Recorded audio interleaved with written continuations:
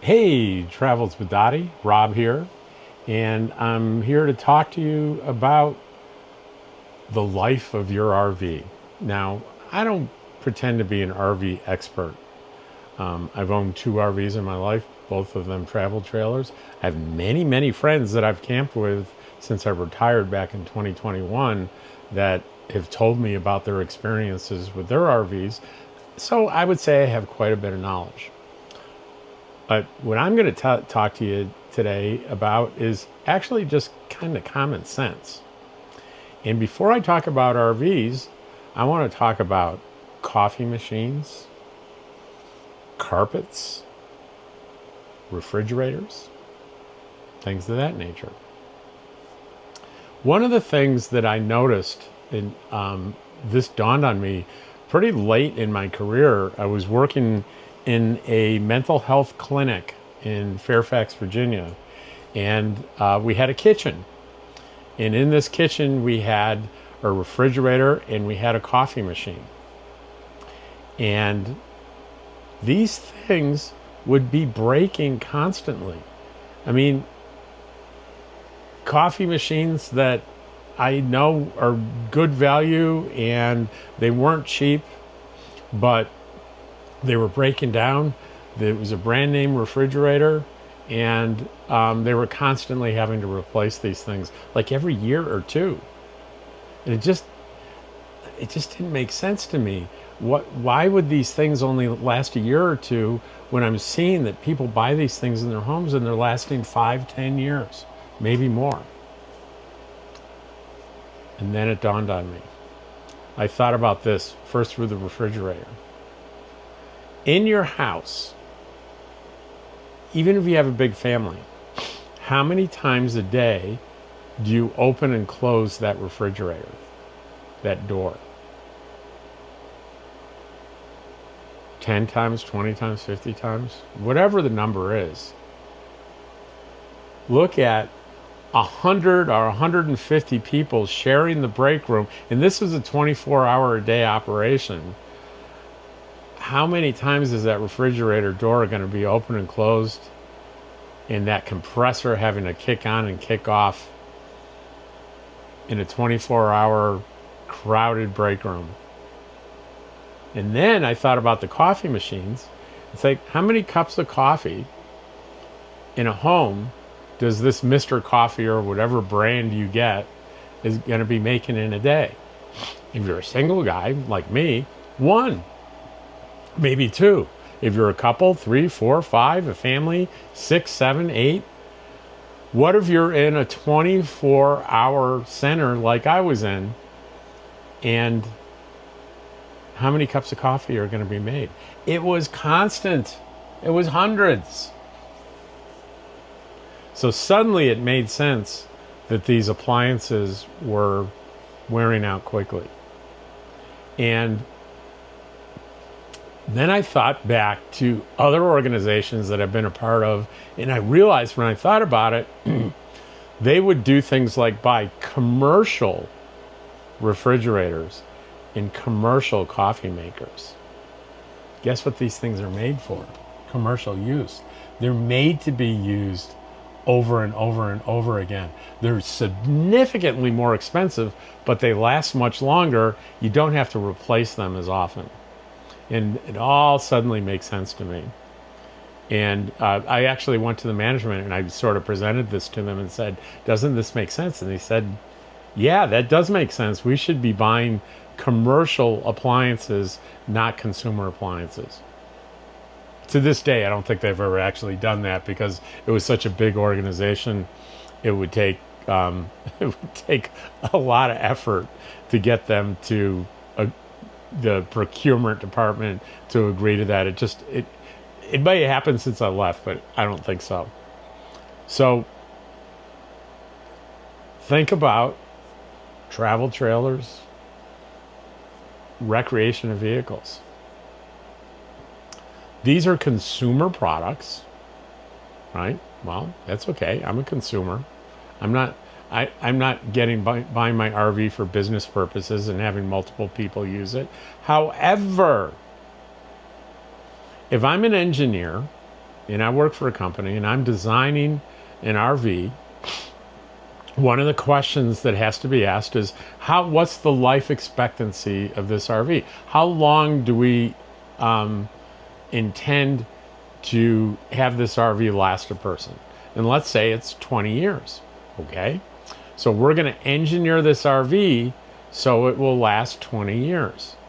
So you have to think about things like, how many times is that air conditioner, how many hours of air conditioning time is it going to use? How often is the refrigerator door going to open and close? How often is the water heater going to be? How much, all the things with moving parts in the RV, what's going to be the use case? And the use case is going to be, well,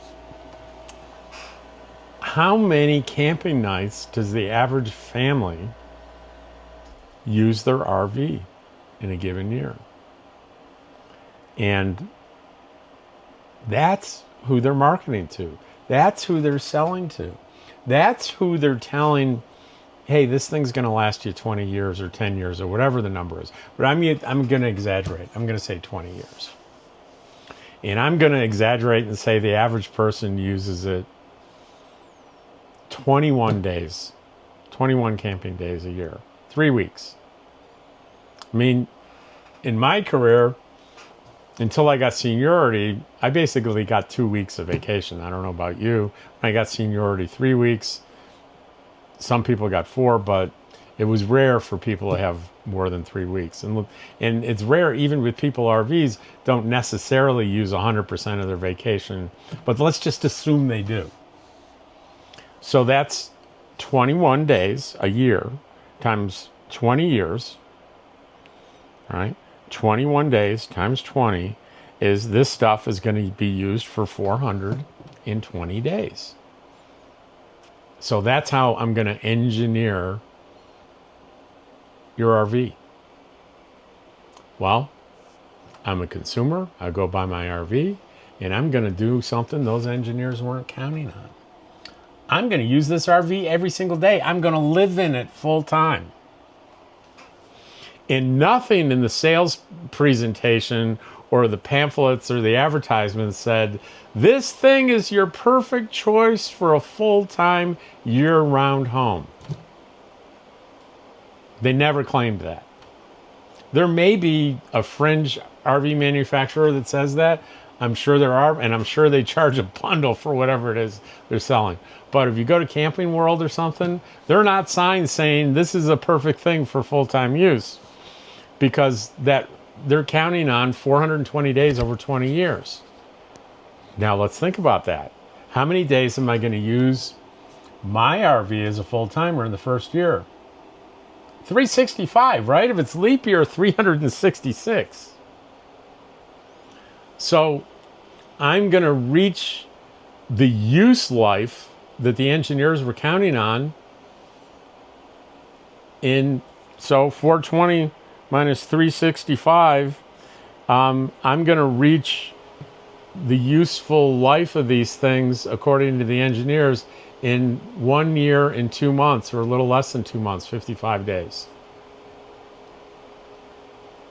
Now, does that mean everything's going to fall apart? Heck no. No, it is not. But over time, things are going to start showing the wear and tear. And there's things that I mentioned that are obvious. Then there are other things that aren't so obvious. Let me talk to you about drawers. I have a 2021 Winnebago Micro Mini 2100 BH. And in the kitchen, I have drawers. They're on tracks. They're very nice. They're very, very functional. And I pull out those drawers every day, multiple times every day in the kitchen. And, but they designed those drawers thinking, I'm going to pull out drawers every day for 21 days in a year. So I'm pulling out drawers at about the 3-year mark. So 3 times 365. I'm at 1,000 days of pulling drawers out, boom, the front of the drawer panel just popped out in my hand. And I'm like, what the heck? What kind of quality building is this? And I looked, in the attachment method to the drawer, for the face of the drawer to the drawer, were staples. And I'm like, why would they do that? Well, one, it's easier, it's cheaper, and it'll probably last for 20 years if you're camping 21 days a year. It'll probably last 1,095 days if you're full time. So the solution to that was pretty easy. I got some wood screws and I reattached all the face plates with screws, and they're not going to pop off in my hand anymore. But this is about the components of your RV not being designed for what we're doing with it. So what am I saying? What's my point? My point is that if you're going to enjoy this lifestyle the way I love this lifestyle, I'm helping you to have reasonable expectations about your home. It's not going to be, the components will not be as durable as even a cheaply built home. Because a cheaply built home is still built for everyday use. Your RV is not. So I have reasonable expectations. I expect things are going to fail. I expect drawers are going to fall apart. Cabinets may come off, right? Seams may split. Cracks may develop. And I'm like, that is what I signed up for. Because I am not using this product as designed. So is that good? Of course that's good. Because I paid $27,000 for this thing. And I've been living in it for 4 years. Right? And it's nowhere near at the end of its life for me. It'll easily last me another 4 years. So that's 8 years. So take the $27,000 investment and divide it by 8 years. That's costing me $3,300 a year. That's not much. That's certainly, I'm not going to go, I'm not going to buy anything else I can live with. I'm not going to buy a house for that amount. Not anywhere, in this country anyway. And let's say it lasted 10 years. Conceivably, look around. There are RVs out there that are 10, 20, 30, 40, 50, and even 60 years old. How do they do that? Well, guess what? People that own them constantly upgrade, and they do regular maintenance, and they stay on top of it, and they're happy to do it because that's what they expect. So I expect, barring any catastrophic problems, that 10 years is not unreasonable for my travel trailer. And when things go wrong, I kind of smile and go, well, that I didn't see, maybe I didn't see that one in particular coming, like when the face popped off. I was like, what? I didn't see that coming. But when I looked at it, analyzed it, and thought about it, I went, that's expected, and I can fix that. So having reasonable expectations about your new home when you're an RVer, and that reasonable expectation is things are going to break more often and in more unexpected ways than I'm used to in the apartments and houses that I've lived in the past. Because apartments and houses are designed for daily full-time living. RVs are not. So I need to adjust my expectations. And if I adjust my expectations and I have a good attitude about the things that I need to do to continue this lifestyle, I win. We win. I hope you got something out of this one. I thought it was an important topic to discuss. If you've made it to here, you watched the whole video, thank you so much. I have a lot of gratitude for you. I'll see you in the next one.